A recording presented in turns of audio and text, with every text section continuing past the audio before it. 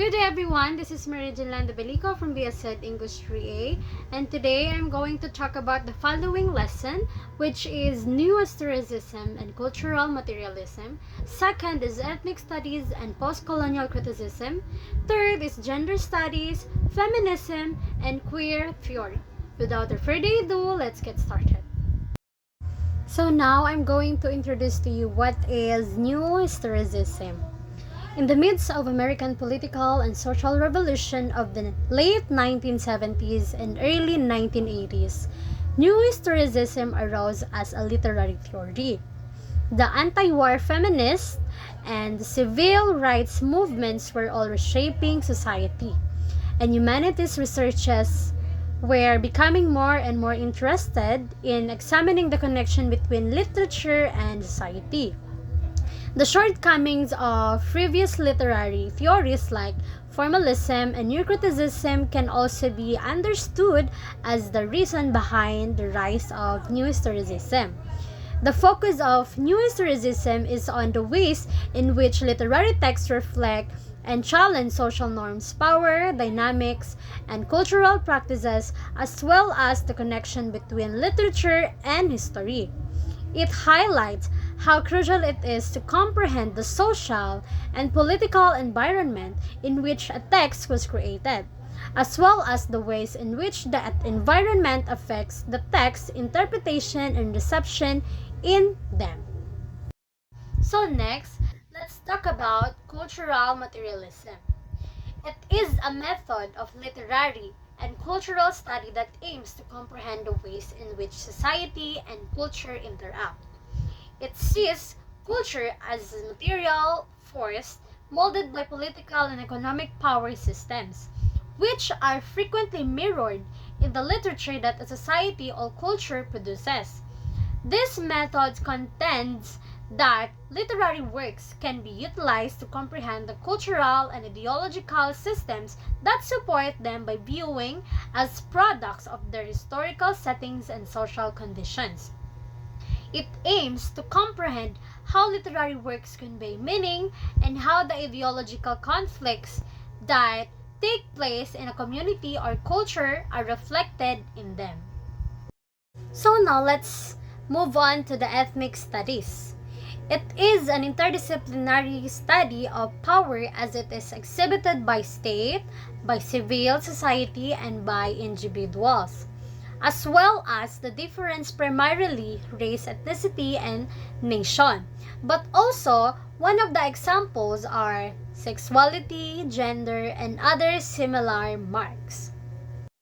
So next is post-colonial criticism.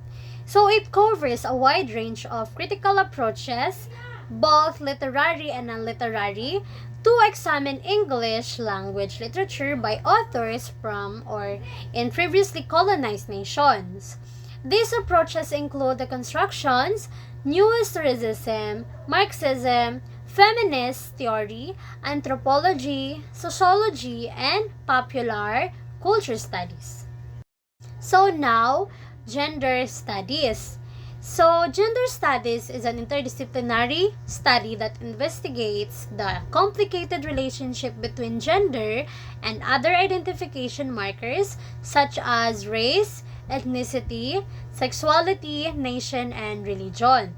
They may investigate a mental ailment that disproportionately affects women, such as eating disorders or depression. They could investigate the impact gender plays in the electability of political candidates. They may investigate also interpersonal gender violence and its consequences. So next is feminism.